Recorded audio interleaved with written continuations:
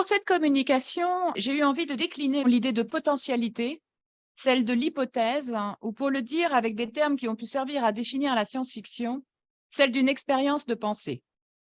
Et si sera donc mon fil directeur aujourd'hui, ce et si qui pourrait aussi définir la fiction de l'imaginaire et plus spécifiquement la science-fiction contemporaine, c'est ce qu'Irène avance dans son livre quand elle évoque le what if plutôt que l'anticipation. On peut aussi reprendre les termes de l'appel d'Hélène, soit la dimension politique des mondes possibles, qui deviennent une réponse politique et imaginaire au récit néolibéral et à la fin de l'histoire. Il suffit de les imaginer. Imaginons donc belle injonction que je propose de décliner en « et si une autre espèce »,« et si un autre espace »,« et si une autre temporalité », pour finir avec « et si une évolution des figures du post-humain ». Autant dire que je pourrais faire un livre là. Donc, et si une autre espèce?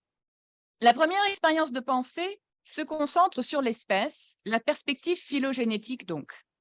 On croise de nombreux exemples de découverte d'une autre espèce, de Star Trek qui en fait la formule de sa dimension sérielle, aux fictions futuristes de Ursula Le Guin ou Octavia Butler, ou à l'inévitable Philip K. Dick avec Dr. Futurity. Mais ces espèces autres sont généralement localisées dans un ailleurs et dans le futur. Si l'on essaie de trouver des exemples de fiction introduisant une autre espèce dans un monde mimétique d'une autre et dans la même temporalité, les exemples se font bien plus rares. Ce n'est peut-être pas étonnant puisqu'une espèce implique le temps long de l'évolution et la temporalité de l'évolution ne peut pas s'inscrire dans le surgissement. Les Morlocks et les Élois de Wells ne sont imaginables que dans le futur. Les êtres non genrés de The Left Hand of Darkness également. On trouve cependant un exemple d'espèce différente dans la série Sense8 des sœurs Wachowski, où les sensitives et les sensitifs reçoivent l'appellation Homo sensorium, ce qui les constitue en espèces à part entière. Dans cette série, les protagonistes que nous suivons sont homodiégétiques et découvrent leur divergence en même temps que les récepteurs et les réceptrices. Le début de la saison 1 semble privilégier une perspective ontogénétique puisque nous suivons les personnages principaux qui découvrent leur altérité les uns et les unes après les autres et dans différentes régions du monde. Ces individus vont ensuite comprendre qu'ils et elles sont liés les uns et les unes aux autres et constituent ce que la série appelle un cluster. Cette dynamique s'accentue dans la saison 2 lorsqu'ils et elles découvrent leur appartenance à une entité plus vaste, d'abord avec l'introduction de la génération qui les a précédés, celle du cluster d'Angela. Puis, une réelle perspective phylogénétique apparaît avec un personnage d'anthropologue qui utilise la terminologie de la spéciation dans la saison 2, épisode 1. L'enseignante-chercheuse réinscrit le cluster personnage principal dans l'entité plus vaste de l'espèce, ce qui leur donne une histoire et une généalogie. On note cependant que dans cet exemple, les Homo sensorium sont posés comme ayant toujours été là, qu'ils et elles se sont développés en parallèle des sapiens, en vivant cachés, en toute conscience de la propension des sapiens à détruire toute forme d'altérité. Le personnage de Mr. Hoy l'explique en termes explicites. Je cite, « Lorsque les sapiens se sentent en sécurité, ils sont les plus sympathiques du monde. Cependant, alimentez leurs démons intérieurs, faites-leur peur, trouvez-leur des raisons de se distinguer de l'altérité, et vous verrez alors ces mêmes sapiens lâcher des bombes sur des villes entières, piloter des avions tout droit dans des tours et envoyer gaiement des millions de leurs semblables dans des chambres à gaz. Et il s'agit là juste de ce qu'ils sont capables de faire à leur propre espèce. Imaginez ce qu'ils seraient capables de faire à une espèce complètement différente. C'est pourquoi Ruth préconisait le secret le plus total. » Fin de citation. La découverte de l'autre espèce introduit donc une temporalité alternative, ancrée dans le secret, et implique pour la spectature une temporalité rétrospective qui s'inscrit bien dans le temps long de l'évolution. Cependant, l'origine de cette espèce n'est pas abordée dans la série car ce n'est pas l'enjeu. Cet exemple est aussi très parlant si l'on se penche sur les termes sapiens versus sensorium, qui souligne d'emblée que la divergence entre ces deux types d'hominidés renvoie au dualisme cartésien, l'esprit versus le corps, l'intellect versus l'essence. Sense8 est donc aussi une série qui s'inscrit dans le post-humanisme critique et son rejet du dualisme cartésien qui fonde l'humanisme. On comprend alors pourquoi l'enjeu de Sense8 n'est pas la taxinomie de l'espèce, l'enjeu est bel et bien politique. Lors de la création de l'instance qui s'appelle la Biologic Preservation Organization, la BPO en 1952, l'objectif est de protéger l'espèce à la fois des dérives de la science et de celles du pouvoir militaire. La série est aussi politique en ce qu'elle prend le contre-pied de la société écranique contemporaine. Ce n'est plus Google et les réseaux qui relient les individus, mais le psychélium, un système nerveux psychique qui prend le contre-pied des technologies du numérique. La logique des flux, l'un des 4 traits par lesquels Bertrand Gervais définit la culture de l'écran, n'est plus une caractéristique du monde écranique. Au contraire, fluidité, contact et échange sont le fruit d'une connexion organique, ancrée dans l'essence et qui n'a rien de technologique. Le psychélium est ce qui différencie l'espèce des Homo sapiens, mais aussi ce qui relie les membres de l'espèce entre eux. Je retiens ici 2 aspects qui vont ressurgir dans la suite de mon analyse. Le motif de la connexion qui passe par le corps, premier aspect, que je vais évoquer avec une autre série, adaptation d'un roman de Gibson, The Peripheral, et le fait que le psychélium renvoie au mycélium des champignons, un réseau qui n'est pas technologique et qui relève aussi de l'opposition entre surface et profondeur. Le psychélium fait dans Sense8 figure d'allégorie. Je cite, « This functions as an allegory in which each Sense8's individual self-consciousness is a small part of a larger invisible subsurface consciousness. This allegory is referenced numerous times wherein Sense8s have a solitary above existence and are connected below via the psychélium. » Et si une autre espèce, premier temps de ma réflexion, nous amène à un premier constat que l'on retrouve dans de nombreuses séries de science-fiction, l'altérité, la divergence doivent être éliminées ou instrumentalisées. Comme dans Orphan Black, où les clones masculins du projet Castor sont des soldats, dans Sense8, Whispers, qui est la figure du méchant, met en place le Drone Project, qui consiste à lobotomiser des sensitives et des sensitifs qu'il peut alors diriger. On retrouve cette facette dans de très nombreuses autres séries qui n'ont cependant pas cette dimension phylogénétique. The Heroes are French ou The Tomorrow People are Dirk Gently ou The Nevers, différents types de pouvoirs politiques cherchent à assujettir des individus dotés de facultés surhumaines ou autres que celles de l'Homo sapiens. Second constat, on se rapproche d'une évolution contemporaine de l'Uchronie évoquée dans l'appel à communication. Le fait qu'elle peut permettre un décentrement, la possibilité de réimaginer une version de l'histoire qui réintroduise les invisibilisés du grand récit occidental blanc, hétérosexuel, patriarcal et technologique. Et on se souvient là qu'Haraway associe technologie et masculin. C'est le cas dans Sense8, où plusieurs personnages du cluster renvoient à des catégories invisibilisées. C'est également le cas du magnifique conte de Rivers Solomon intitulé The Deep. Ici encore, l'allégorie informe cette fiction qui questionne la dimension ethnocentrée et androcentrée des sociétés contemporaines. Le monde introduit dans The Deep est sous-marin. On y découvre des sirènes qui sont les descendantes et les descendants de milliers de femmes africaines enceintes, jetées par-dessus bord lors de la traversée de l'Atlantique par les vaisseaux négriers. Leurs enfants survivent et s'adaptent au milieu marin. Yetu, l'historienne, est la seule à posséder la mémoire traumatique de leurs origines et à en porter le poids. Une fois par an, la communauté revit de façon rituelle cette mémoire traumatique collectivement. Il s'agit bien à nouveau d'imaginer rétrospectivement l'émergence d'une autre espèce qui s'est développée en s'adaptant et en évoluant dans un biotope marin. On retrouve aussi l'opposition entre surface et profondeur et l'adaptation à un autre milieu. Et dans les 2 cas, cela nous amène à la seconde hypothèse relative à l'espace. Donc ici, un autre espace.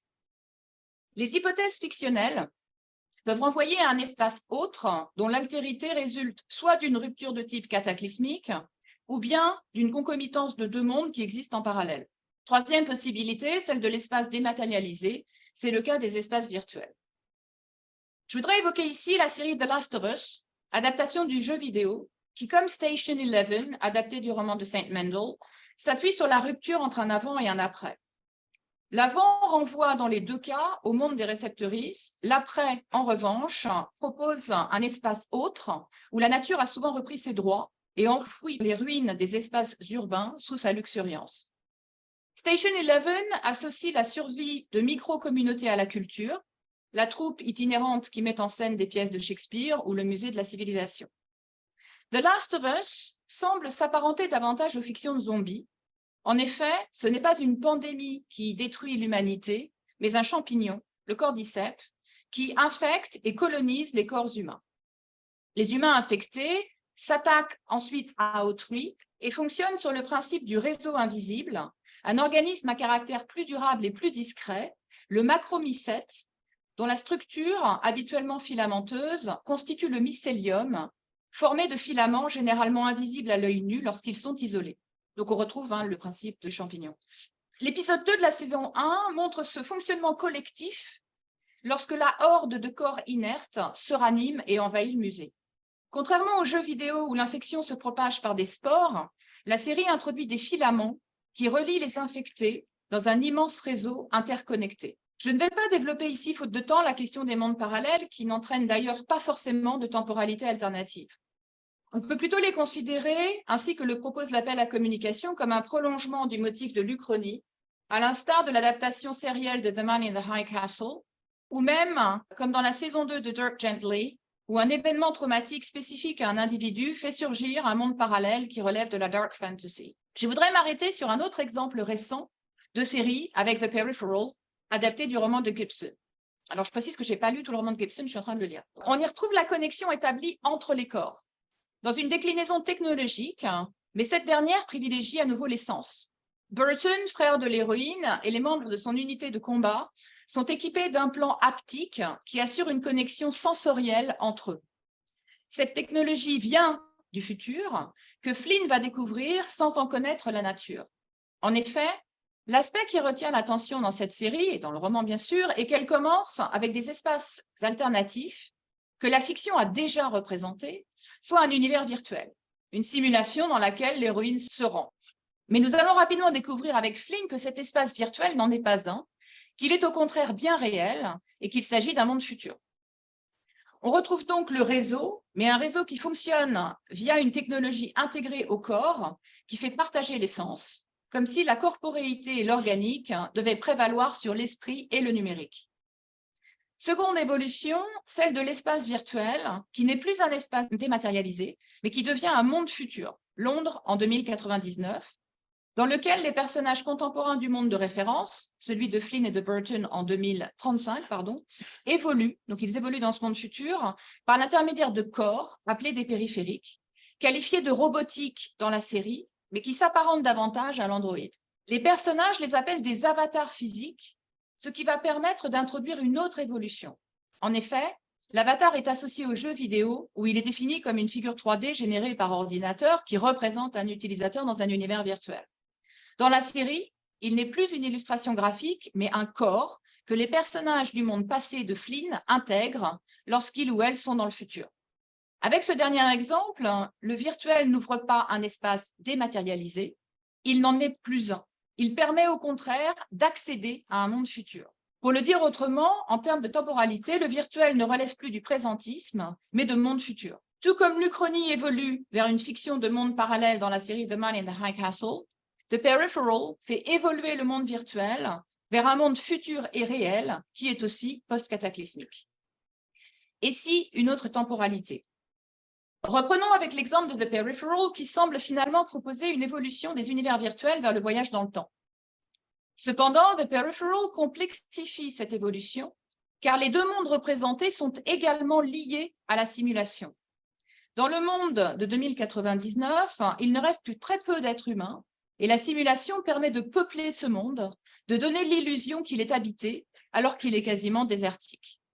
Dans ce monde futur, Flynn découvre aussi une maquette de son propre monde, donc celui de 2035, une réduction dépourvue de toute couleur de sa maison, de la caravane de son frère et de ses proches. Cette miniature introduit une autre possibilité. Le monde de 2035 serait-il une simulation? Cela permet d'introduire la question d'une différence entre la réalité et la simulation, question posée au sujet de ce type de réalité virtuelle totalement immersive, qu'on appelle full VR, par exemple récemment par le philosophe David Chalmers dans son ouvrage 2022 Reality Plus.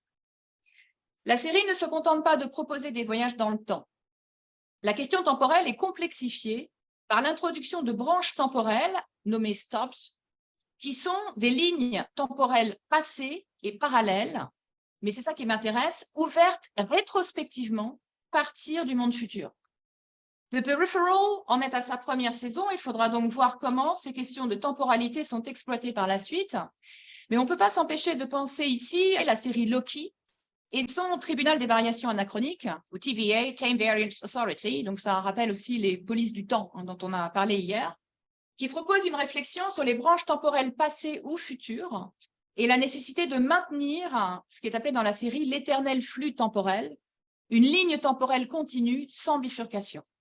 Alors que l'Uchronie est au départ déclenchée par un événement uchronique majeur dont l'issue est modifiée, cette même Uchronie évolue.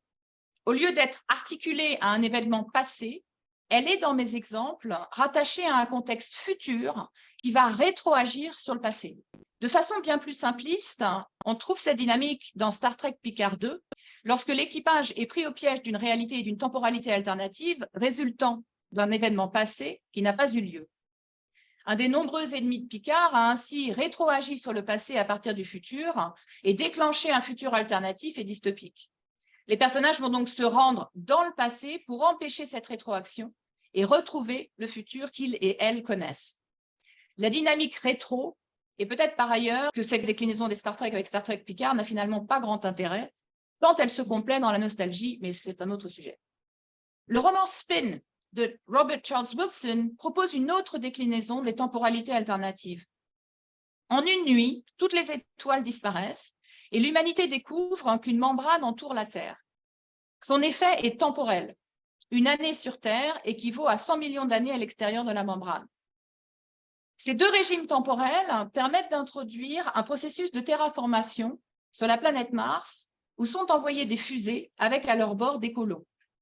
2 années terrestres plus tard, ce qui équivaut à 200 millions d'années martiennes, une variation martienne de l'espèce s'est développée. Et Mars est à son tour enveloppé par une membrane. Ces membranes sont bien entendu aussi le novum que le personnage de Tyler étudie pour en comprendre la fonction et la raison. Il s'avérera qu'elles ont été créées pour protéger les planètes menacées d'extinction et de destruction, et qu'elles sont l'œuvre d'une autre entité, les hypothétiques. Ces derniers sont des machines de Newman intelligentes. Van Neumann est un mathématicien qui a posé, comme vous le savez sans doute, le principe des vaisseaux spatiaux qui pourraient s'auto-répliquer, une hypothèse dont la SF s'est bien entendu emparée. L'idée m'intéresse parce qu'elle introduit à nouveau l'hypothèse d'une évolution possible, mais cette fois, il s'agit de l'évolution d'une machine. Les machines de Van Neumann intelligentes me ramènent donc à nouveau à la dynamique de l'évolution, mais dans un cadre bien spécifique qui n'est plus celui d'une espèce biologique et organique. Donc, dernier temps, et si une évolution des figures du post-humain. Hélène a montré que le paradigme cybernétique ouvrait aux figures du post-humain la possibilité d'être réinscrites dans une évolution. Je la cite. Dès ses premiers textes fondateurs de la cybernétique, Wiener décrit le vivant comme un modèle de lutte contre l'entropie générale de l'univers. Pour Wiener, citation, information est un nom pour désigner le contenu de ce qui est échangé avec le monde extérieur à mesure que nous nous y adaptons et que nous lui appliquons les résultats de notre adaptation. Fin de citation. Or, n'est-ce pas là précisément la définition de l'évolution des espèces ? Si le post-humain fantasmé par le transhumanisme incarne souvent la possibilité pour l'homme de transcender sa propre finitude, une utopie figée et aboutie, cette figure replacée dans une pensée post-humaniste inspirée de la cybernétique et dans une histoire de l'évolution pourrait bien être la représentation des possibles, les branches fantasmées d'un futur arbre évolutif. De fait, il est assez frappant d'observer le nombre de fictions qui proposent les évolutions de figures du post-humain. Dans Star Trek Picard 1, on découvre des androïdes biologiques, une nouvelle espèce douée de sentience et dotée d'un corps organique et humain. Cette nouvelle entité a été créée par clonage à partir d'un neurone de Data, le célèbre androïde de la série. Du paradigme cybernétique qui faisait de l'humain, je cite, un élément rationnel d'une grande chaîne de communication réseautée, nous sommes passés à une figure du post-humain qui a évolué et surexpose désormais la continuité entre paradigme évolutionniste et paradigme cybernétique. Dans la saison 2 de Star Trek Picard, c'est la scientifique Agnès Jurati qui va s'hybrider avec la reine Borg et ainsi former une entité nouvelle. Enfin, dans la saison 3, les Changelings sont aussi une espèce qui est présentée comme ayant évolué. En tout cas, c'est le mot que prononce la médecin Beverly Crusher pour expliquer qu'ils et elles sont désormais pourvus de corps ayant des organes et toutes les caractéristiques d'un corps biologique. Ainsi, les figures du post-humain peuvent être réinsérées dans un processus évolutif. Et si une série aussi commerciale que Star Trek Picard en fait un leitmotiv, c'est que cette facette est déjà présente dans l'imaginaire contemporain. Et de fait, dans la SF biopunk, on peut penser à The Wind Girl de Paolo Bacigalupi, plus généralement au sous-genre biopunk, qui est un dérivé du cyberpunk, construit non pas sur les technologies de l'information, mais sur les biotechnologies. Dans le roman, Emiko et ses semblables ont été génétiquement créés pour devenir des servantes ou des compagnes. Emiko va s'émanciper et tenter de rejoindre les New People, une communauté d'êtres semblables à elle. Le roman introduit également la promesse d'une nouvelle espèce de New People qui serait fertile et pourrait se reproduire. Ces éléments qui étaient des lignes de fuite dans le roman de Bacigalupi se transforment en éléments concrets dans le roman The Tiger Flu de Larry Ely. Dans ce roman post-cataclysmique qui se déroule en 2145, une pandémie décime les hommes au sens du genre masculin. Les Grist Sisters sont la communauté qui m'intéresse en termes d'évolution des figures du post-humain. Il s'agit en effet de clones rebelles qui se reproduisent par parthénogénèse, qui peuvent donc procréer par elles-mêmes. Alors, je n'ai pas le temps d'entrer dans les détails et je pense que Lisa le fera sans doute dans sa communication, mais le processus implique une donneuse d'organes qui s'appelle le starfish, qui peut générer les membres et les organes qu'on lui prélève. Ceux-ci servent à la survie de la donneuse qui, elle, enfante. À la fin du roman, un autre mode de production d'organes est introduit sous la forme d'un arbre porteur de fruits. Outre l'évolution d'une figure du post-humain, le clone, qui par définition n'est pas censé pouvoir évoluer, la fiction de Lyme me permet de souligner le retour du végétal et du non-humain dans les mutations et ou évolutions des espèces rattachées à l'homonidé. On retrouve cet aspect dans un dernier exemple, celui de Sorrowland, à nouveau de Rivers Solomon. Dans ce roman, il ne s'agit plus de l'évolution d'une espèce, mais d'un personnage dont le corps va être totalement transformé par un champignon. Cette colonisation d'un corps organique par un champignon va transformer la protagoniste en entité surhumaine. Si je rassemble les filaments que j'ai jetés, regardez l'image du champignon et du mycélium, quelles conclusions puis-je proposer de tirer sur les questions d'évolution et de temporalité en fiction de l'imaginaire contemporain, et plus spécifiquement de science-fiction? Premier constat, alors que la connexion était, et reste aussi, l'apanage et un trait de la culture de l'écran, elle a tendance à être davantage ancrée dans l'organique. Elle s'établit par des corps, dans Sense8 ou The Peripheral. La connexion haptique ou le psychélium ne relève plus tant du réseau numérique, donc d'une symbolique de l'horizontalité, mais d'un réseau organique associé à une symbolique de la verticalité, avec la connexion entre surface et profondeur. Ce réseau organique n'est plus la prérogative de l'humain, il évolue également et s'illustre littéralement ou symboliquement par le mycélium spécifique aux champignons, par les fonds marins dans The Deep, mais aussi avec l'exemple de l'arbre chez Larry Ely, soit des connexions organiques qui font intervenir le non-humain. Second constat, l'Uchronie semble évoluer, tout comme le virtuel. Il reste des déclencheurs de fiction et de science-fiction, mais il se complexifie en produisant des mondes futurs et ou des mondes parallèles. Une facette vient s'ajouter ici, la dynamique récurrente de la rétroaction, de sorte que mon second constat s'articule à un troisième. La science-fiction relève-t-elle encore de l'expérience de pensée ou de l'anticipation, d'une projection dans un monde futur construit sur un ou des novums liés à des avancées technologiques? Même s'il est sans doute trop tôt pour généraliser et voir une caractéristique de la fiction contemporaine, une tendance semble émerger et s'illustrer dans la diégèse plus qu'au niveau réflexif, par une dynamique de la rétroaction à partir du futur. Et là, on pourrait aussi citer la série The Nevers.